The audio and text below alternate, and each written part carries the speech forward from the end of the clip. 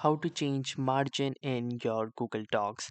So hey guys, welcome to this tutorial. In this tutorial I'll be guiding you through the steps on how you can change the margin of your Google document.